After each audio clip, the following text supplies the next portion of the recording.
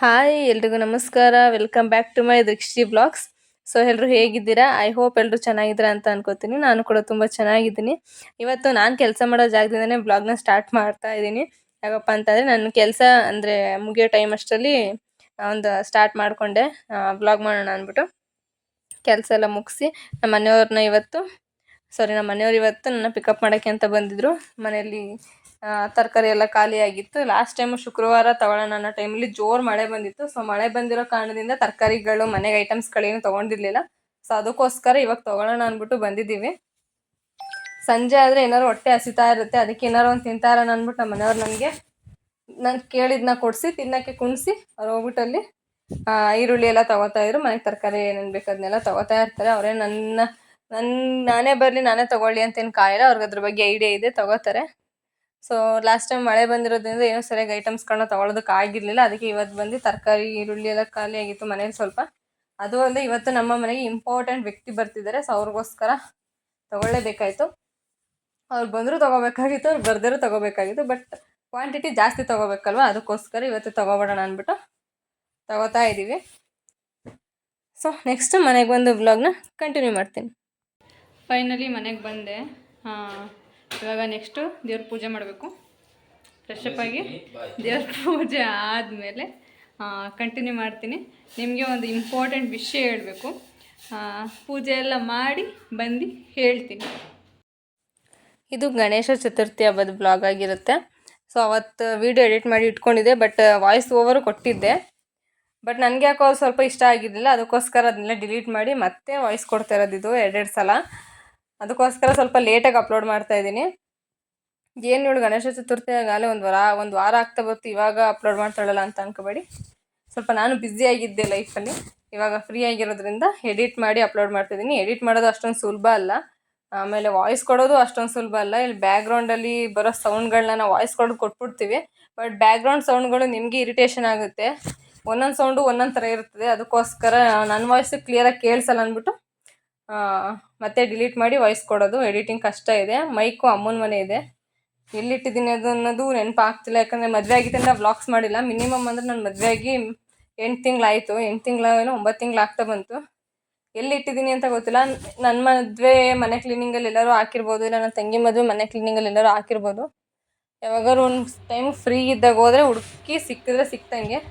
ಅದು ಬಾಕ್ಸಲ್ಲಿ ಒಂದು 2-3 ಸಲ ಯೂಸ್ ಮಾಡಿದ್ದೆ. ನಾನು ಹಳೆಯ ಬ್ಲಾಗ್ಸಲ್ಲಿ ನೋಡಿರ್ತೀರ, ಮೈಕ್ ಯೂಸ್ ಮಾಡಿದ್ದೀನಿ. ಮತ್ತು ಅದಕ್ಕೆ ಅಂತಲೇ ಹೋಗಿ ಅಮ್ಮನ ಮನೆ ಹುಡುಕಿ ಸಿಕ್ಕಿದ್ರೆ ಸಿಕ್ತಂಗೆ, ಇಲ್ಲ ಅಂತಂದರೆ ನಮ್ಮಮ್ಮ ಎಲ್ಲರೂ ಬಿಸಾಕ್ತಂಗೆ ಅರ್ಥ. ಒಂದು ಸಲ ನೋಡೋಣ ಹೊಸ ತಗೊಳ್ಳೋದಕ್ಕಿಂತ ಮುಂಚೆ ಅಂದ್ಬಿಟ್ಟು ಸುಮ್ಮನೆ ಇದ್ದೀನಿ ನಾನು. ಎಕೋ ಸೌಂಡ್ ಇರೋದ್ರಿಂದ ಸರಿಯಾಗಿ ಕೇಳಿಸಲ್ಲ ನಮ್ಮ ಮನೇಲಿ. ಇವಾಗ ವಾಯ್ಸ್ ಕೊಡ್ತಿರೋದು ಎಕೋ ಐತೆ, ಅದಕ್ಕೋಸ್ಕರ ವಾಯ್ಸ್ ಕೊಡ್ತಾ ಇದ್ದೀನಿ. ಲೈವಲ್ಲಿ ಮಾತಾಡಿದ್ರು ಕೂಡ ನೋಡೋಣ. ಒಂದು ಸಲ ಮನೆಗೆ ಹೋಗಿ ಸಿಕ್ಕಿದ್ರೆ ಮೈಕ್ ತೊಗೋತೀನಿ, ಇಲ್ಲ ಅಂದರೆ ಹೊಸದನ್ನೇ ಬುಕ್ ಮಾಡ್ತೀನಿ. ಲಾಸ್ಟ್ ಟೈಮು ನಾನು ಹಳೆ ಬ್ಲಾಗಲ್ಲೆಲ್ಲ ಯೂಸ್ ಮಾಡಿದ್ದೆ. ನನ್ನ ಮದುವೆ ಟೈಮಲ್ಲಿ, ಇಲ್ಲ ನನ್ನ ತಂಗಿ ಮದುವೆ ಟೈಮಲ್ಲಿ, ಮೇ ಬಿ ನನ್ನ ಮದುವೆ ಟೈಮಲ್ಲೇ ಮನೆ ಕ್ಲೀನಿಂಗ್ ಏನಾದ್ರು ಮನೆ ಕ್ಲೀನಿಂಗ್ ಮಾಡಬೇಕಾದ್ರೆ ಎಲ್ಲರೂ ಬಿಸಾಕಿರ್ಬೋದು ಅನ್ಕೋತೀನಿ. ಯಾಕಂದರೆ ನನ್ನ ತಂಗಿ ಮದುವೆ ಟೈಮಲ್ಲಿ ನಾನು ಕ್ಲೀನ್ ಮಾಡ್ಬೇಕಾದ್ರೆ ಸಿಕ್ಕಿರಲಿಲ್ಲ. ಇನ್ನೊಂದ್ಸಲ ಡೀಪಾಗಿ ನೋಡೋಣ ಅಂದ್ಬಿಟ್ಟು ಸುಮ್ಮನೆ ಆಗಿದ್ದೀನಿ. ಸೊ ಈ ವ್ಲಾಗ್ ವಿಶೇಷತೆ ಏನಪ್ಪ ಅಂತಂದರೆ, ಇವತ್ತು ನಮ್ಮ ಮನೆಗೆ ಮೋಸ್ಟ್ ಇಂಪಾರ್ಟೆಂಟ್, ನನ್ನ ಲೈಫಲ್ಲಿ ಇಂಪಾರ್ಟೆಂಟ್ ಆಗಿರೋರು ನಮ್ಮ ಮನೆಗೆ ಬರ್ತಿದ್ದಾರೆ. ತುಂಬ ದಿನ ಆದಮೇಲೆ ಬರ್ತಿರೋದು ಅವರು. ಅಂದರೆ ಹೆಂಗೆ ಇಂಪಾರ್ಟೆಂಟು ಅಂತಂದರೆ, ಒಬ್ಬರು ಜೀವನದಲ್ಲಿ ಕಳ್ಕೊಳಕ್ಕೆ ಇಷ್ಟಪಡ್ದಿರೋ ವ್ಯಕ್ತಿ ಅನ್ನೋಂಥ ಒಬ್ರು ಇರ್ತಾರಲ್ವ. ಸೊ ಅವ್ರಂಗೆ ನನ್ನ ಜೀವನದಲ್ಲಿ ಕಳ್ಕೊಳಕ್ಕೆ ಇಷ್ಟಪಡ್ದಿರೋ ವ್ಯಕ್ತಿಲಿ ಅವರು ಸಹ ಒಬ್ಬರು. ಸೊ ಅವ್ರನ್ನ ನಾನು ಯಾವತ್ತೂ ಕಳ್ಕೊಳ್ಳೋದಕ್ಕೆ ಇಷ್ಟಪಡಲ್ಲ. ನಾನು ಅಷ್ಟೇ, ನಮ್ಮ ಮನೆಯವರು ಅಷ್ಟೇ. ಲೈಫಲ್ಲಿ ಕಳ್ಕೊಳ್ಳೋಕೆ ಇಷ್ಟನೇ ಪಡಲ್ಲ ಅವ್ರನ್ನ. ಯಾಕಂದ್ರೆ ನಮ್ಮ ಲೈಫ್ ಅವ್ರು ಇಷ್ಟು ಇಂಪಾರ್ಟೆಂಟು. ಅವ್ರು ನಮ್ಗೆ ಎಷ್ಟು ಇಂಪಾರ್ಟೆಂಟ್ ಆಗಿದ್ದಾರೆ ಅಂದರೆ, ಅವ್ರು ನಮ್ಮ ಲೈಫಲ್ಲಿ ಎಂಥ ಪಾತ್ರ ವಹಿಸಿದ್ದಾರೆ ಅನ್ನೋದನ್ನ ನೀವೇ ಅರ್ಥ ಮಾಡ್ಕೋಬೋದು. ಅದು ಯಾರು ಏನು ಎತ್ತು ಅನ್ನೋದನ್ನ ನಾನು ಈ ವಿಡಿಯೋ ಕೊನೆಯಲ್ಲಿ ತೋರಿಸ್ತೀನಿ. ಅವ್ರು ಇನ್ನೂ ಆನ್ ದ ವೇ ಇದ್ದಾರೆ, ಬಟ್ ಹೇಳೋದಕ್ಕೆ ಹೋಗಲ್ಲ. ಈ ವಿಡಿಯೋ ಎಂಡಲ್ಲಿ ಅವ್ರ ಫೇಸ್ ರಿವೀಲ್ ಮಾಡ್ತೀನಿ. ಕ್ಯೂರಿಯಾಸಿಟಿ ಇದ್ದವರು ಯಾರು ಸ್ಕಿಪ್ ಮಾಡ್ದಂಗೆ ಈ ಬ್ಲಾಗ್ನ ನೋಡಿ. ಸೊ ಅವ್ರು ಬರೋದಕ್ಕೆ ಒಂದು ಸ್ವಲ್ಪ ನೈಟ್ ಏನಾದ್ರು ಅಡುಗೆ ರೆಡಿ ಮಾಡೋಣ ಅಂದ್ಬಿಟ್ಟು ಏನು ಮಾಡಿದೆ, ಬೆಳಗ್ಗೆ ನೆನೆಸಿಟ್ಟೋಗಿದೆ ಹೆಸ್ರು ಕಾಳೆಲ್ಲನೂ. ಅದನ್ನೆಲ್ಲ ಇವಾಗ ಮತ್ತೆ ಕುಕ್ಕರ್ಗೆ ಹಾಕಿ ಬೇಕಾಗಿರೋ ತರಕಾರಿ ಎಲ್ಲನೂ ಹಾಕಿ ಮಿಕ್ಸಿಗೆ ಹಾಕಿ ಕುಕ್ಕರ್ಗೆ ಹಾಕಿ ಗ್ರೈಂಡ್ ಕುಕ್ಕರ್ಗೆ ಹಾಕಿ ಕೂಗಿಸ್ಕೊತಾ ಇದ್ದೀನಿ. ಮಿಕ್ಸಿಗೆ ಮಸಾಲೆಗೆ ಇಷ್ಟು ಐಟಮ್ಗಳು ಹಾಕಿದ್ದೀನಿ. ಬೇಕಾದರೆ ಇದನ್ನೆಲ್ಲ ಒಗ್ಗರಣೆ ಹಾಕ್ಕೊಂಡು ಫ್ರೈ ಮಾಡಿ ಆಮೇಲೆ ಹಸಿ ವಾಸನೆ ಹೋಗಿಸ್ಬಿಟ್ಟು ಮಿಕ್ಸಿ ಗ್ರೈಂಡ್ ಮಾಡಿ ಹಾಕ್ಕೊಳ್ಳೋರು ಹಾಕ್ಕೊಳ್ಳಿ. ಇಲ್ಲ ನಮಗೆ ಟೈಮ್ ಇಲ್ಲ ಅನ್ನೋರು ಹಾಕ್ಬಿಟ್ಟು ಡೈರೆಕ್ಟಾಗಿ ಗ್ರೈಂಡರ್ಗೆ ಹಾಕ್ಬಿಟ್ಟು ಮಾಮೂಲಿ ಒಗ್ಗರಣೆಗೆ ಹಾಕಿದಾಗ ಸ್ವಲ್ಪ ಹಸಿ ವಾಸನೆ ಹೋಗೋವರೆಗೆ ಅದನ್ನ ತರಕಾರಿ ಜೊತೆ ಬೇಯಿಸ್ಕೊಳ್ಳಿ ಅಷ್ಟೇ, ಇನ್ನೇನು ವ್ಯತ್ಯಾಸ ಆಗೋಲ್ಲ. ನಂಗೆ ಸ್ವಲ್ಪ ಟೈಮ್ ಕಮ್ಮಿ ಇತ್ತು, ಪಾಪ ನಮ್ಮ ಮನೆಯವರು ವಾಷಿಂಗ್ ಮಿಷಿನ್ಗೆ ಅವರೇ ಬಟ್ಟೆ ಎಲ್ಲ ಹಾಕಿ ಅವರೇ ಬಟ್ಟೆ ಎಲ್ಲ ಜಾಲಿಸ್ತಾಯಿದ್ರು. ಯಾಕಂದರೆ ನಾನು ಸ್ವಲ್ಪ ಕ್ವಾಂಟಿಟಿ ಅಡುಗೆ ಮಾಡೋದ್ರೆ ಸ್ವಲ್ಪ ನಿಧಾನ, ನಾನು ಯಾವತ್ತೂ ಜಾಸ್ತಿ ಜನಕ್ಕೆ ಅಡುಗೆ ಮಾಡಿರಲಿಲ್ಲ, ಅಭ್ಯಾಸನೂ ಇಲ್ಲ, ಕಮ್ಮಿ ಅದು. ಅದಕ್ಕೋಸ್ಕರ ನಾನು ಸ್ವಲ್ಪ ನಿಧಾನ ಮಾಡೋದ್ರಿಂದ ಅವರು ನೀವು ಇವಾಗಲೇ ಬರಲ್ಲ ಅಡುಗೆ ಮನೆ ಬಿಟ್ಟು ಅಂದ್ಬಿಟ್ಟು ಅವರಲ್ಲಿ ಬಟ್ಟೆ ಕಡೆ ಗಮನ ಕೊಟ್ಟಿದ್ರು. ನನಗಂತೂ ತುಂಬ ಖುಷಿ ಆಯ್ತಿತ್ತು, ನಾನು ಇಲ್ಲಿ ಮಾಡಿಕೊಂಡು ಅವ್ರು ಅಲ್ಲಿ ಒಳಗಡೆ ಅವರಲ್ಲಿ ಬಟ್ಟೆ ವಾಶ್ ಮಾಡ್ಕೊತಾ ಇರೋದು. ಕೆಲವು ಜನ ನನಗೆ ಸಪ್ರೇಟಾಗಿ ಕೇಳ್ಬೋದು ಈ ವ್ಲಾಗಲ್ಲಿ, ಏನು ನಿನ್ನ ಗಂಡನ ಕೈಲಿ ಬಟ್ಟೆ ಎಲ್ಲ ಒಗಿಸ್ತಿದೆಯಲ್ವಲ್ಲ ಅಂತ. ಕೇಳಿದವ್ರಿಗೆ ನಾನು ಇಲ್ಲೇ ಆನ್ಸರ್ ಮಾಡ್ತಿದ್ದೀನಿ, ಮತ್ತೆ ಬಂದು ನನ್ನ ಹತ್ರ ಕೇಳಬೇಡಿ. ಅವ್ರ ಹೆಂಡ್ತಿಗೆ ಅವ್ರ ಬಟ್ಟೆ ಒಗ್ಕೊಡ್ತಾರೆ, ಅವ್ರ ಮನೆ ಬಟ್ಟೆ ಅವ್ರು ಒಗಿತಾರೆ. ಏನು ಮದುವೆ ಆಗಿ ಬಂದಮೇಲೆ ಹೆಣ್ಮಕ್ಳೇ ಬಟ್ಟೆ ಒಗಿಬೇಕು ಅಂತ ಏನಿಲ್ಲ. ಸಮಾನತೆ ಅಂತ ಎಲ್ಲದರಲ್ಲೂ ಹುಡ್ಕೋದಲ್ಲ ಹೆಣ್ಮಕ್ಳು, ಇದರಲ್ಲೂ ಹುಡುಕ್ಬೇಕು ಸಮಾನತೆ ಅನ್ನೋದನ್ನ. ಗಂಡು ಮಕ್ಳು ಎಷ್ಟು ಹೊರಗಡೆ ದುಡ್ಕೊಬಂದು ಮಾಡಿರ್ತಾರೆ, ಹೆಣ್ಮಕ್ಳು ಮಾಡಿರ್ತಾರೆ. ಹಂಗನ್ಬಿಟ್ಟು ನಾನು ಗಂಡು ಮಕ್ಳು ಮಾಡ್ತಾರೆ, ನಾವು ಮನೇಲಿರೋರು ನಾವೇನು ಮಾಡಬೇಕು ಅವ್ರಿಗೆ ಅನ್ನೋದಂತ ಏನಿಲ್ಲ. ಬಟ್ ಅವ್ರ ಗಂಡದಿರ ಖುಷಿ, ಅವ್ರು ಮಾಡಿಕೊಡ್ತೀನಿ ಅಂತಂದರೆ ಮಾಡಿಸ್ಕೊಳ್ಳಿ, ಬಟ್ ಅವ್ರಿಗೆ ಫೋರ್ಸ್ ಮಾಡೋಕೆ ಹೋಗ್ಬೇಡಿ. ನಾನಂತೂ ನಮ್ಮ ಮನೆಯವ್ರಿಗೆ ಮಾಡಲೇಬೇಕು ನೀವು ಅಂತ ನಾನು ಯಾವತ್ತೂ ಫೋರ್ಸ್ ಮಾಡಿಲ್ಲ, ಅದು ಅವ್ರ ಮನಸ್ಸಿಂದ ಬರುತ್ತೆ. ನನ್ನ ಹೆಂಡ್ತಿಯು ಪಾಪ ಮೆಡಿಕಲಲ್ಲಿ ಕೆಲಸ ಮಾಡಿ ಬಂದಿರ್ತಾಳೆ, ಮತ್ತು ಮನೆಗೆ ಬಂದು ಮಾಡ್ತಾಳೆ. ಅಂದವಳಿಗೆ ಇನ್ನೂ ಸ್ವಲ್ಪ ಅಭ್ಯಾಸ ಕಮ್ಮಿ. ಮದುವೆಗೆ ಮುಂಚೆ ನಾನು ಏನಿಷ್ಟು ಕೆಲಸ ಮಾಡ್ತಿರ್ಲಿಲ್ಲ ಅನ್ನೋದು ಅವ್ರಿಗೆ ಗೊತ್ತು. ಮನೆಗೆ ಹೋಗುವೆ, ಅಡುಗೆನೂ ಕಮ್ಮಿನೇ, ಪಾತ್ರೆ ಗೀತ್ರೆ ತೊಳ್ಕೊಂಡು ಸುಮ್ಮನೆ ಸಣ್ಣ ಪುಟ್ಟ ಕೆಲಸ ಮಾಡ್ಕೊಂಡಿರುವೆ. ಬಟ್ ಇವಾಗ ಇಬ್ಬರೂ ಬ್ಯಾಲೆನ್ಸ್ ಮಾಡ್ಕೊಂಡು ಹೋಗ್ತಾಳೆ. ಅವಳು ಇನ್ನೂ ಹೊಸ್ತು ಅಂದ್ಬಿಟ್ಟು ನಮ್ಮ ಮನೆಯವ್ರು ಏನು ಮಾಡ್ತಾರೆ, ಹೊಸ್ತಾದರೂ ಹಳೇದಾದ್ರೂ ಅವರು ಮಾಡ್ಕೊಡೋ ಕೆಲಸ ಮಾಡ್ಕೊಡ್ತಾನೆ ಇದ್ದರು. ಬಟ್ ಈ ವ್ಲಾಗಲ್ಲಿ ನಾನು ಹೇಳ್ತಿರೋದು ಏನಕ್ಕೆ ಅಂತಂದರೆ, ನೆಕ್ಸ್ಟು ಇದೇ ಥರನೂ ಎಲ್ಲ ಗಂಡದಿರೋ ಅವ್ರ ಹೆಂಡ್ತಿರಿಗೆ ಸ್ವಲ್ಪ ಮನೆ ಕೆಲಸದಲ್ಲಿ ಹೆಲ್ಪ್ ಮಾಡಿಕೊಡ್ಬೇಕು. ಅವಳೇ ಮಾಡಲಿ ಬಿಡು, ನಾನು ಯಾಕೆ ಮಾಡಬೇಕು, ಮನೇಲೇ ಇರ್ತಾಳೆ, ಇಲ್ಲ ಅವ್ಳಿಗೆ ಮನೆ ಕೆಲಸ ಏನೆಲ್ಲ ಕಮ್ಮಿನೇ ಅಲ್ವಾ, ಇರೋರು ಇಬ್ಬರೇ ಇರ್ತೀವಿ, ಇಲ್ಲ 3-4 ಜನ ಇರ್ತೀವಿ, ಬೇಕಾದ್ರೆ ಮಾಡಲಿ ಬಿಡು ಅನ್ನೋ ದರ್ಪ ತೋರಿಸೋ ಗಂಡದಿರಿಗೆ ಈ ವಿಡಿಯೋ ಮಕ್ಕೊಡ್ದಂಗೆ ಆಗಬೇಕು ಅನ್ನೋದು ಅಷ್ಟೇ. ಹೆಂಡ್ತಿದ್ರಿಗೆ ಎಲ್ಪ್ ಮಾಡಿ, ಅವಾಗ ನಿಮ್ಗೆ ಹೆಂಡ್ತಿರ ಕಣ್ಣಲ್ಲಿ ಎಲ್ಲೋ ಇರ್ತೀರ ಅವ್ರ ಮನಸ್ಸಲ್ಲಿ. ಇಷ್ಟು ಹೇಳೋಕ್ಕೆ ಇಷ್ಟಪಡ್ತೀನಿ, ಜಾಸ್ತಿ ಓವರ್ ಆಗಿದ್ರೆ I am sorry. So next sambar ರೆಡಿಯಾಗಿದೆ. ಕುಕ್ಕರ್ ಅಮ್ಮನ ಮನೆ ಬಿಟ್ಟಿರೋದ್ರಿಂದ ಸಣ್ಣ ಕುಕ್ಕರ್ನ ತಪ್ಪಲೆ ಇವತ್ತು ಅನ್ನ ಮಾಡ್ತಾಯಿದ್ದೀನಿ. ಅಭ್ಯಾಸ ಇದೆ ತಪ್ಪಲೆಲಿ ಅನ್ನ ಮಾಡಿ, ಆ ಥರ ಏನಿಲ್ಲ. ಕುಕ್ಕರೆಲ್ಲ ಜಾಸ್ತಿ ಬಳಸ್ತಿರ್ಲಿಲ್ಲ, ಮುಂಚೆ ಭಯ ಆಗೋದು. ಅಮ್ಮನ ಮನೆ ಇದ್ದಾಗ ಒಂದೊಂದ್ಸಲ ಬ್ಲಾಸ್ಟ್ ಆಗಿರೋದನ್ನ ಕಣ್ಣಾರೆ ನೋಡಿದಾಗ ಕುಕ್ಕರ್ ಬಳಸೋಕ್ಕೆ ಭಯ ಆಗೋದು. ಅವಾಗ ತಪ್ಪಲೆನೇ ಜಾಸ್ತಿ ಯೂಸ್ ಮಾಡ್ತಿದ್ದು ನಾನು. ಇವಾಗೇನು ಅಷ್ಟು ಭಯ ಆಗೋಲ್ಲ, ಕುಕ್ಕರ್ನೂ ಯೂಸ್ ಮಾಡ್ತೀನಿ, ತಪ್ಪಲೆನೂ ಯೂಸ್ ಮಾಡ್ತೀನಿ. ಅದಕ್ಕೆ ಇವಾಗ ಅಮ್ಮನ ಮನೆಗೂ ಸೇರಿ ಸಾಂಬಾರು ಮಾಡ್ತಾಯಿರೋದು. ನಮ್ಮಮ್ಮ ಇವಾಗ ಒಬ್ಬರೇ ಇರೋದ್ರಿಂದ, ನನ್ನ ತಂಗಿನೂ ಮದುವೆ ಆಗಿದೆ, ನಂದು ಮದುವೆ ಆಗಿದೆ. ಸೊ ನಮ್ಮಮ್ಮ ಒಂದೇ ಇರೋದ್ರಿಂದ ಜಾಸ್ತಿ ಅಡುಗೆ ಮಾಡ್ಕೊಳ್ಳೋದಕ್ಕೆ ಹೋಗಲ್ಲ, ಒಬ್ಳಿಗೆ ಏನು ಅಂದ್ಬಿಟ್ಟು ನಮ್ಮಮ್ಮ ಸುಮ್ಮನೆ ಆಗೋಗ್ತಾರೆ. ಅದಕ್ಕೋಸ್ಕರ ಸಾಂಬಾರು ಮಾಡಿ ಕಳಿಸಿದ್ರೆ ಅನ್ನ ಮಾಡ್ಕೊಂಡು ಮುದ್ದೆ ಮಾಡ್ಕೊಳುತ್ತೆ ಅನ್ನೋ ಒಂದು ಉದ್ದೇಶದಿಂದ ಸಾಂಬಾರು ಮಾಡಿಕೊಟ್ಟು ಕಳಿಸ್ತೀನಿ ಅಷ್ಟೇ. ಇವಾಗ ನೆಕ್ಸ್ಟು ನಾಡಿದ್ದು ನಮ್ಮನೆ ಅಭಿಷೇಕ ಇರೋದ್ರಿಂದ ಪಾಪ ನಮ್ಮ ಮನೆಯವರು ಈಚೆ ಕಾಯಿ ಸುಲ್ಕೊತಾ ಇದ್ರು. ಹೆಂಗೋ ಬಂದೆ, ಅವ್ರು ಹೆಲ್ಪ್ ಮಾಡಿರೋದಕ್ಕೆ ಸರಿ ಆಯ್ತು ನನಗೆ. ಇಲ್ಲಾಂದಿರೋ ಒಬ್ಳ ಕೈಲಿ ಇಷ್ಟೆಲ್ಲ ಮಾಡೋದಕ್ಕೆ ಆಗ್ತಿರ್ಲಿಲ್ಲ. ನಾಳೆ ಅವ್ರು ಇವತ್ತು ನೈಟ್ ಬಂದಾಗ ನಾಳೆಗೆ ನಮಗೆ ಬರ್ಡನ್ ಆಗಿಬಿಡೋದು. ಬಟ್ ನಾಳೆ ವ್ಲಾಗ್ ಅಂತೂ ಗಣೇಶ ಚತುರ್ಥಿ ನಾಳೆ ವ್ಲಾಗ್ ಅಪ್ಲೋಡ್ ಆಗುತ್ತೆ ಮತ್ತೆ. ಬಟ್ ಅದಂತೂ ಇನ್ನೂ ಸೂಪರಾಗಿರುತ್ತೆ, ಅದು ನನ್ನ ಲೈಫ್ ಡ್ರೀಮ್ ಅಂತಲೇ ಹೇಳ್ಬೋದು. ಯಾರು ಆ ವ್ಲಾಗು ಕಾಯ್ತಿರ್ತಾರೆ, ನೆಕ್ಸ್ಟ್ ಮಿಸ್ ಮಾಡ್ದಂಗೆ ಅದನ್ನೂ ನೋಡಿ, ಅದನ್ನೂ ಅತಿ ಶೀಘ್ರದಲ್ಲೇ ಅಪ್ಲೋಡ್ ಮಾಡ್ತೀನಿ. ನಾನು ಇನ್ಮೇಲೆ ನನ್ನ ವ್ಲಾಗಲ್ಲಿ ನಾರ್ಮಲ್ಲಾಗಿ ವ್ಲಾಗ್ ಮಾಡೋದಕ್ಕಿಂತ ಒಂದು ಮೋಟಿವೇಶನ್ ಸ್ಪೀಚ್ ಕೊಡೋಣ, ಅಂದರೆ ಮೋಟಿವೇಶನ್ ಸ್ಪೀಚ್ಗಿಂತ ಅವರ ಲೈಫಿಗೆ ತಕ್ಕಂಗೆ ಮ್ಯಾಚ್ ಆಗಲಿ ಒಂದೊಂದು ಸ್ಪೀಚ್ ಅನ್ನೋಂಗೆ ಡೈಲಿ ಒಂದೊಂದು ಸೆಂಟೆನ್ಸ್ ಹೇಳೋಣ ಅಂತ ಅಂದ್ಕೊಂಡಿದ್ದೀನಿ. ಈ ವ್ಲಾಗಲ್ಲಿ ಏನು ಹೇಳೋಕ್ಕೆ ಇಷ್ಟಪಡ್ತೀನಪ್ಪ ಅಂತಂದರೆ, ಯಾವತ್ತೂ ಸಂಬಂಧದಲ್ಲಿ ದುಡ್ಡನ್ನು ಮಧ್ಯಕ್ಕೆ ತರಲೇಬೇಡಿ. ಸಂಬಂಧನೇ ಆಗಿರಲಿ, ವ್ಯವಹಾರನೇ ಆಗಿರಲಿ. ನಾಳೆ ದಿನ ಸಂಬಂಧ ಅಂದ್ಬಿಟ್ಟು ದುಡ್ಡು ಕೊಟ್ಟರೆ ಸಂಬಂಧಕ್ಕೆ ಬೆಲೆನೂ ಹೋಗ್ತದೆ, ದುಡ್ಗಿರೋ ಬೆಲೆನೂ ಹೋಗುತ್ತೆ. ₹1 ಆಗಲಿ, ₹10 ಆಗಲಿ, ₹1000 ಆಗಲಿ, ಯಾವತ್ತೂ ಸಂಬಂಧದಲ್ಲಿ ದುಡ್ಡನ್ನ ತರಬೇಡಿ. ಸಂಬಂಧಗಳು ಹಾಳಾಗೋದೇ ದುಡ್ಡಿಂದ. ಇಲ್ಲ ದುಡ್ಡೇ ಇಂಪಾರ್ಟೆಂಟು ಅನ್ನೋರ ಮಧ್ಯೆ ಸಂಬಂಧನ ಉಳಿಸ್ಕೊಳಕ್ಕೆ ಹೋಗಬೇಡಿ. ಇದು ನನ್ನ ಎಕ್ಸ್ಪೀರಿಯನ್ಸ್ ಮಾತು ಹೇಳ್ತಿರೋದು. ಸಂಬಂಧ ಅಂದ್ಬಿಟ್ಟು ನಾವು ಕೊಟ್ಟು ಇವಾಗ ಆಲ್ರೆಡಿ ಮಕ್ಕರಾಗಿದ್ದೀವಿ. ಸೊ ನೀವು ಅಷ್ಟೇ, ಇದು ನನ್ನ ಅನುಭವದ ಮಾತು ಹೇಳ್ತಿರೋದು. ಯಾರು ಸಂಬಂಧದಲ್ಲಿ ದುಡ್ಡನ್ನ ಇಂಟರ್ಫಿಯರ್ ಮಾಡೋಕ್ಕೆ ಹೋಗಬೇಡಿ. ಅವರು ದುಡ್ಡು ನೋಡಿ ನಿಮ್ಮ ಹತ್ರ ಇದ್ದಾರೆ ಅಂದರೆ ಆ ವ್ಯಕ್ತಿಯಿಂದ ನೀವು ಆದಷ್ಟು ದೂರ ಇರಿ. ಇಲ್ಲ ನಿಮ್ಮ ಸಂಬಂಧನೇ ಇಂಪಾರ್ಟೆಂಟು, ದುಡ್ಡು ಮ್ಯಾಟ್ರ್ ಆಗಲ್ಲ ಅನ್ನೋರನ್ನ ಚೆನ್ನಾಗಿ ಇಟ್ಕೊಂಡಿರಿ ನಿಮ್ಮ ಲೈಫಲ್ಲಿ ಅನ್ನಂತ ಹೇಳ್ತಾ ಈ ವಿಡಿಯೋದಲ್ಲಿ ಇದೊಂದು ಸ್ಪೀಚ್ ಹೇಳೋಕ್ಕೆ ಇಷ್ಟಪಡ್ತೀನಿ. ಇನ್ಮೇಲೆ ಎಲ್ಲ ವಿಡಿಯೋದಲ್ಲೂ ಇದೇ ಥರ ಒಂದೊಂದು ಟೈಟಲ್ನ ಹೇಳೋಣ ಅಂತ ಡಿಸೈಡ್ ಮಾಡಿದ್ದೀನಿ. ಸೊ ಹೇಳೋಕ್ಕಾಗಲ್ಲ, ನಾನು ಹೇಳೋ ಸ್ಪೀಚ್ ಒಬ್ಬೊಬ್ರು ಲೈಫಲ್ಲಿ ಆಗಿರ್ಬೋದು, ಹೌದು ಇವಳು ಹೇಳ್ತಿರೋದು ನಿಜ, ನಾವು ಸಂಬಂಧ ಅಂದ್ಬಿಟ್ಟು ನಂಬಿಟ್ಟು ದುಡ್ಡು ಕೊಟ್ಟೋ ಇವಾಗ ನಮಗೆ ಮೋಸ ಮಾಡಿದ್ರು ಅಂತ ಯಾರೋ ಒಬ್ರು ಲೈಫಲ್ಲಿ ನಿಜ ಆಗಿರುತ್ತೆ. ಸೊ ಅದಕ್ಕೋಸ್ಕರ ಯಾರು ಸಂಬಂಧ ನಂಬ್ಕೊಂಡು ದುಡ್ಡ ಇನ್ವೆಸ್ಟ್ ಮಾಡೋದಕ್ಕೆ ಹೋಗಬೇಡಿ. ಯಾಕಂದರೆ ಹೊರ್ಗಿನವ್ರಿಗಿಂತ ಒಳಗಿನವರೇ ಶತ್ರುಗಳು ಜಾಸ್ತಿ. ಹೊರಗಿನ ಶತ್ರುಗಳಿಗಿಂತ ಸಂಬಂಧಿಕರದಲ್ಲಿರೋ ಶತ್ರುಗಳು, ಅದರಲ್ಲೂ ಮೇಯ್ನಾಗಿ ರಕ್ತ ಸಂಬಂಧದಲ್ಲಿರೋಂಥ ಶತ್ರುಗಳು ಬೇರೆ ಯಾವುದ್ರಲ್ಲೂ ಇರೋಲ್ಲ, ಎಲ್ಲೂ ಇರೋಲ್ಲ. ಬಿ ಕೇರ್ಫುಲ್ ಆಗಿರಿ. ನಿಮ್ಮ ಲೈಫ್ನ ನೀವು ನೋಡಿಕೊಂಡು ಮುಂದೆ ಹೋಗ್ತಾ ಇರಿ. ಸ್ವಲ್ಪ ಬುದ್ಧಿವಂತರಾಗಿ ಇನ್ನೊಬ್ರ ಮೇಲೆ ಡಿಪೆಂಡ್ ಆಗೋಕೆ ಹೋಗಬೇಡಿ, ಅದು ವ್ಯವಹಾರದ ವಿಷಯದಲ್ಲಿ ಅಂತ ಹೇಳ್ತಾ ಈ ಸ್ಪೀಚ್ನ ಇಲ್ಲಿಗೆ ಎಂಡ್ ಮಾಡ್ತಾ ಇದ್ದೀನಿ. ನಾನಂತೂ ಅವ್ರು ಬರೋ ಕ್ಯೂರಿಯಾಸಿಟಿಲಿ ತುಂಬ ಖುಷಿಯಾಗಿದ್ದೆ ಅವತ್ತಂತೂ. ಯಾಕಂದರೆ ತುಂಬ ದಿನ ಆದಮೇಲೆ ಬಂದಿದ್ದು.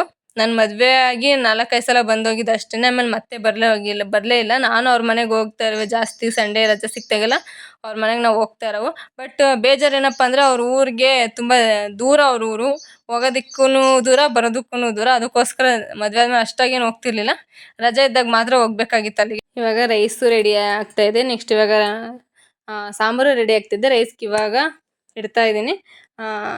ಇವೆರಡು ಆದಮೇಲೆ ನೆಕ್ಸ್ಟು ಮುದ್ದೆ ಮಾಡ್ತೀನಿ. ಮುದ್ದೆನೂ ಅಷ್ಟೇ ಜಾಸ್ತಿ ಮಾಡ್ತಿರೋದು ಫಾರ್ ದ ಫಸ್ಟ್ ಟೈಮ್. ನಮ್ಮ ಮನೆಯವ್ರಿಗೆ ನನಗೆ ಮಾತ್ರ ಮಾಡ್ಕೊಳ್ವೆ. ನಾನು ಜಾಸ್ತಿ ಮುದ್ದೆ ತಿಂತಿರಲಿಲ್ಲ. ಇವಾಗ ಯಾರಿಗೂ ಪರ್ಟಿಕ್ಯುಲರಾಗಿ ಒಂದು ಮುದ್ದೆ ಆಗಲ್ಲ. ಎಕ್ಸ್ಟ್ರಾ ಅದ್ರಲ್ಲಿ ಒಂದು ಚೂರಾದರೂ ಮಿಕ್ಕಳುತ್ತೆ. ನಮ್ಮ ಮನೆಯವ್ರು ಆ ಉದ್ದೇಶದಿಂದ ಏನು ಮಾಡ್ತಾರೆ, ಜಾಸ್ತಿ ಮುದ್ದೆ ಮಾಡಿಸ್ಕೋತಾರೆ. ಯಾಕಂತಂದರೆ ಅಟ್ಲೀಸ್ಟ್ ಮಿಕ್ಕಿರೋದನ್ನ ಚೆಲ್ದಂಗಾರು ಇವಳು ಅಷ್ಟೇ ಸ್ವಲ್ಪನಾದ್ರು ಮುದ್ದೆ ತಿಂತಾಳಲ್ಲ ಅಂದ್ಬಿಟ್ಟು ಏನು ಮಾಡ್ತಾರೆ, ಅವ್ರು ಮುದ್ದೆ ಕೇಳ್ತಾರೆ. ನಾನು ಅವಾಗ ಮುದ್ದೆ ತಿಂತೀನಲ್ಲ ಅನ್ನೋದಕ್ಕೋಸ್ಕರ, ನಮ್ಮ ಮನೆಯವ್ರಿಗೋಸ್ಕರ ನಾನು ವಾರದಲ್ಲಿ 3-4 ಸಲ ಮುದ್ದೆ ಮಾಡ್ತೀನಿ. ಈ ಸಲ ಅವ್ರಿಗೆಲ್ಲರಿಗೂ ಸೇರಿ ಮುದ್ದೆ ಮಾಡ್ತೀನಿ. ಯಾವ ಥರ ಬರುತ್ತೇನೋ ಗೊತ್ತಿಲ್ಲ. ಚೆನ್ನಾಗಿ ಬರಲಪ್ಪ ಅಂತ ಅನ್ಕೋತೀನಿ ಅಷ್ಟೇ. ಚೆನ್ನಾಗಿ ಬರಲಿ ಬರದೇ ಇರಲಿ, ಪಾಪ ಅವ್ರು ಅಡ್ಜಸ್ಟ್ ಮಾಡ್ಕೊಂಡು ತಿಂತಾರೆ. ಇವ್ರು ಬರ್ತಿರೋ ಫ್ಯಾಮಿಲಿಲಿ ಆ ಥರ ಎಲ್ಲ ಏನಿಲ್ಲ. ಹಂಗಿದೆ ಹಿಂಗಿದೆ ಅಂತೇನೋ ಕಮೆಂಟ್ ಹೊಡಿಯಲ್ಲ. ಕೆಲವ್ರು ಇರ್ತಾರೆ ಬೇಕು ಅಂತಲೇ ಕಮೆಂಟ್ ಹೊಡೆದು ಚೆನ್ನಾಗಿ ಮಾಡಿಕ್ಕಿದ ಅಡುಗೆನ ತಿಂದು ತೆಗಿ ಹೊಂಟೋಯ್ತಾರೆ. ಬಟ್ ಏನೂ ಮಾಡೋದಕ್ಕಾಗಲ್ಲ. ಸೊ ಒಗ್ಗರಣೆಗೆ ನಾನು ಇಷ್ಟೇ ಐಟಮ್ ತೊಗೊಂಡಿರೋದು, ಜಾಸ್ತಿ ಏನು ತೊಗೊಳೋದಕ್ಕೆ ಹೋಗಿರಲಿಲ್ಲ. ಒಗ್ಗರಣೆ ಹಾಕಿದ್ರೆ ಸಾಂಬಾರು ಟೇಸ್ಟೇ ಚೇಂಜಾಗಿ ಹೋಗುತ್ತೆ. ನಾನು ಕುಕ್ಕರಲ್ಲಿ ಮಾಡ್ಕೊಂಡಿದ್ನಲ್ಲ, ಅದಕ್ಕೋಸ್ಕರ ನಾನು ಡೈರೆಕ್ಟಾಗಿ ಒಗ್ಗರಣೆನ ಸಪ್ರೇಟ್ ಹಾಕ್ತಿದ್ದೀನಿ. ಅದನ್ನ ಮಸಾಲೆ ತೆಗೆದು ಹಾಕಿರಲಿಲ್ಲ, ಸಪ್ರೇಟಾಗಿ ಒಗ್ಗರಣೆ ಹಾಕ್ತಿದ್ದೀನಿ. ಚೆನ್ನಾಗಿರುತ್ತೆ. ಇಲ್ಲ ಒಗ್ಗರಣೆ ಡೈರೆಕ್ಟಾಗಿ ಹಾಕೊಳ್ಳೋರು ಹಾಕೋಬೋದು. ಈ ಥರ ಸಾಂಬಾರು ಒಂದು ಕುದಿ ಬಂದಮೇಲೂ ಹಾಕೋಬೋದು. ಕುದಿ ಬಂದಮೇಲೆ ಹಾಕ್ಕೊಂಡು ಲಿಡ್ನ ಕ್ಲೋಸ್ ಮಾಡಿದ್ರೆ ಸಾಂಬಾರಂತೂ ಸೂಪರಾಗಿ ಆಗಿರ್ತದೆ. ಅಂತಂದು ಫೈನಲಾಗಿ ಮುದ್ದೆ ರೆಡಿ ಮಾಡ್ತಾಯಿದ್ದೀನಿ. ಎಲ್ಲಿ ಭಯ ಆಗೋಗಿತ್ತು ನನಗೆ, ಎಲ್ಲಿ ತಳ ಸೀದ್ಬಿಡ್ತದೋ ಅಂತ. ಮುದ್ದೆ ಮಾಡೋದಕ್ಕಂತೂ ಹೆವಿ ಪೇಷನ್ಸ್ ಬೇಕು. ಹೊಸ್ದಾಗಿ ಮಾಡ್ತಿರೋರಿಗೆ ಅಂತೂ ಇನ್ನೂ ಪೇಷನ್ಸ್ ಜಾಸ್ತಿನೇ ಬೇಕಿತ್ತು. ನನಗಂತೂ ಎಲ್ಲಿ ಸೀದೋಗುತ್ತೋ, ಎಲ್ಲಿ ತಳ ಹಿಡ್ಬಿಡ್ತದೋ, ಎಲ್ಲಿ ವೇಸ್ಟ್ ಆಗುತ್ತೋ ಅನ್ನೋದ್ರಲ್ಲೇ ಇದ್ದೆ. ಬಟ್ ಪರವಾಗಿಲ್ಲ, ಚೆನ್ನಾಗಿ ಮಾಡಿದ್ದೀನಿ. ನನಗೆ ಓಕೆ ಅಂತ ಅನ್ನಿಸ್ತು. ಓಕೆನೂ ಸೂಪರಾಗೆ ಮಾಡಿದ್ದೀನಿ ನಾನಂತೂ. ಈ ಬ್ಲಾಗ್ನ ನಮ್ಮ ಅಮ್ಮನವ್ರು ನೋಡಿದ್ರೆ ಖುಷಿ ಪಡ್ತದೆ. ಹೆಂಗೆ ಬ್ಯಾಲೆನ್ಸ್ ಮಾಡೋಳು ಏನು ಅಂತ ಭಯಪಟ್ಟಿರ್ತಿದ್ದೆ. ಬಟ್ ಈ ಬ್ಲಾಗ್ ನೋಡಿದ್ಮೇಲೆ ಪರವಾಗಿಲ್ಲ, ಇವಳು ಎಲ್ಲ ಮ್ಯಾನೇಜ್ ಮಾಡ್ತಾಳೆ ಅಂತ ಗೊತ್ತಾಗುತ್ತೆ ನಮ್ಮ ಅಮ್ಮಂಗೆ. ಯಾಕಂದರೆ ನಮ್ಮ ಅಮ್ಮನ ಮನೆ ನಾನು ಇಷ್ಟೆಲ್ಲ ಮಾಡಿದವಳೇ ಅಲ್ಲ. ಇವಾಗ ಮದುವೆ ಆದಮೇಲೆ ಯಾವ ಥರ ಅನಿಸುತ್ತೆ ಅಂದರೆ, ಇಲ್ಲಿ ಮಾಡಿದ್ದು ಗಂಡನ ಮನೆ ಮಾಡಿದ ಕೆಲಸನ ನಮ್ಮ ಅಮ್ಮನ ಮನೆ ಮಾಡಿದಿದ್ರೆ ನಮ್ಮ ಅಮ್ಮಂಗೆ ಎಷ್ಟೊಂದು ಹೆಲ್ಪ್ ಆಗಿರೋದು.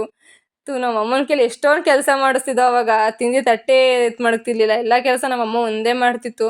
ಬಟ್ ಇವಾಗ ನಾವು ಮದುವೆ ಆದಮೇಲೆ ನಮ್ಮ ತಟ್ಟೆ ಜೊತೆಗೆ ನಮ್ಮ ಗಂಡಂದಿರ ತಟ್ಟೆ, ಅವ್ರ ಮನೆಯವ್ರ ತಟ್ಟೆ ಎಲ್ಲ ಎತ್ತಿ ಬೆಳಿಗ್ಗೆ ಎಷ್ಟೆಲ್ಲ ಮಾಡ್ತೀವಿ. ನಮ್ಮ ಮನೇಲಿ ಹೆಣ್ಮಕ್ಳು ಸ್ವಲ್ಪ ಜನ ತಿನ್ಬಿಟ್ಟು ಆರಾಮಾಗಿ ಮಹಾರಾಣಿ ಥರ ಕೂತ್ಕೊಳ್ಳೋವು. ಏನೇ ಆದರೂ ಹೆಣ್ಮಕ್ಳಿಗೆ ತವರೇ ಚೆಂದ ಗಂಡನ ಮನೆಗಿಂತ. ನನಗಂತೂ ಕ್ಯೂರಿಯಾಸಿಟಿಯಿಂದ ಕಾಯ್ತಾ ಇರ್ತೀನಿ ತವ್ರ ಮನೆಗೆ ಹೋದ್ರೆ ಸಾಕಪ್ಪ ಅಂತ. ಸೊ ಫೈನಲಾಗಿ ಮುದ್ದೆನೂ ರೆಡಿ ಮಾಡಿ, ಸಾಂಬಾರು ಅನ್ನ ಮುದ್ದೆನೂ ಆಗಿದೆ. ಅವರು ಸ್ವೀಟ್ ಏನು ಬೇಡ, ಟ್ರಾವೆಲ್ ಮಾಡಿ ಬರ್ತಿದ್ದೀನಿ, ಆಗಲ್ಲ ತಿನ್ನೋದಕ್ಕೆ ಅಂತಂದರು. ಅದಕ್ಕೋಸ್ಕರ ಪಕೋಡ ಮಾಡೋಣ ಅಂದ್ಬಿಟ್ಟು ರೆಡಿ ಮಾಡಿ ಇಟ್ಟಿದ್ದೀನಿ. ಅವ್ರು ಬರೋ ಟೈಮ್ಗೆ ಹಾಕ್ಕೊಡೋಣ, ಆವಾಗ ಬಿಸಿ ಇರುತ್ತೆ, ತಿನ್ನೋದಕ್ಕೆ ಚೆನ್ನಾಗಿರುತ್ತೆ ಅಂತ. ಅವ್ರು ಇನ್ನೂ ಬರೋದು ಅರ್ಧ ಗಂಟೆ ಟೈಮ್ ಇರೋಕ್ಕಿಂತ ಮುಂಚೆ ಎಲ್ಲ ಮಾಡಿ ಮುಗಿಸಿದೆ. ಪಾತ್ರೆನೂ ತೊಳೆದಾಗಿತ್ತು, ಮನೆ ಕೆಲಸನೂ ಆಗಿತ್ತು. ಪಾಪ ನಮ್ಮ ಮನೆಯವರು ಬಟ್ಟೆ ವಾಷಿಂಗ್ ಮಾಡಿ ಇಟ್ಟಿದ್ರು. ಇವಾಗ ನೆಕ್ಸ್ಟು ಅದನ್ನ ಒಣಗಾಕೋದಕ್ಕೆ ಹೋಗಬೇಕು. ಸೊ ಬಟ್ಟೆ ಎಲ್ಲ ಒಣಗಾಕಾದ್ಮೇಲೆ ನೆಕ್ಸ್ಟು ಮನೆಗೆ ಬಂದು ಒಂದು 10 ನಿಮಿಷನಾದ್ರು ರೆಸ್ಟ್ ಮಾಡಬೇಕು. ಕೆಲಸದಿಂದ ಬಂದು ನಾನ್ ಸ್ಟಾಪಾಗಿ ಮನೇಲೂ ಕೆಲಸ ಮಾಡ್ತಾನೇ ಇದ್ದೀವಿ ಇಬ್ರಿಗೂ ಟೈಮ್ ಸಿಕ್ಕಿಲ್ಲ. ಸೊ ಅದಕ್ಕೋಸ್ಕರ ಒಂದು 10 ನಿಮಿಷ ರೆಸ್ಟ್ ಮಾಡಿ, ಅವರು ಫೋನ್ ಮಾಡ್ತೀನಿ ಅಂತ ಹೇಳಿದರೆ ಹೋಗಿ ಪಿಕಪ್ ಮಾಡ್ಕೊಂಡು ಬರಬೇಕಷ್ಟೆ. ಸೊ ಫೈನಲಿ ಬಂದರು ಅವರು. ನಮ್ಮ ಮನೆಯವ್ರು ಹೋಗಿ ಇವಾಗ ತಾನೇ ಕರ್ಕೊಬಂದಿದ್ದಾರೆ. ನನಗಂತೂ ಫುಲ್ಲು ಖುಷಿಯಾಗಿದೆ. ಅವ್ರು ಬರೋ ಟೈಮಲ್ಲಿ ಫುಲ್ಲು ಎಕ್ಸೈಟ್ಮೆಂಟ್ ಆಗಿಬಿಟ್ಟಿದೆ. ನಾನಂತೂ ಎಷ್ಟೊತ್ಕಾದ್ರು ಮನೆಗೆ ಬರ್ತಾರೋ ಅಂತ ಅದು ಒಂದು ವಾರದಿಂದನೂ ಅದೇ ಆಸೆಲಿದ್ದು ಫೈನಲಾಗಿ ಆ ದಿನ ಬಂದೇ ಬಿಟ್ಟಿತ್ತು. ಬೇರೆ ಯಾರೂ ಅಲ್ಲ ನಮ್ಮ ಮನೆಗೆ ಬಂದಿದ್ದು, ನಮ್ಮ ಮನೆಯವ್ರ ಅಕ್ಕ, ಮಾವ, ಮತ್ತೆ ಅವ್ರ ಮಗ ಬಂದಿದ್ದು. ನನಗಂತೂ ಅವ್ರ ಅಕ್ಕ ಅವ್ರು ನಮ್ಮ ಮನೆಗೆ ಏನಾದ್ರು ಬಂದುಬಿಟ್ರೆ ಫುಲ್ಲು ಖುಷಿ. ಮತ್ತು ನಾನು ಫುಲ್ಲು ಫ್ರೀಯಾಗಿ ಹೋಗ್ತೀನಿ.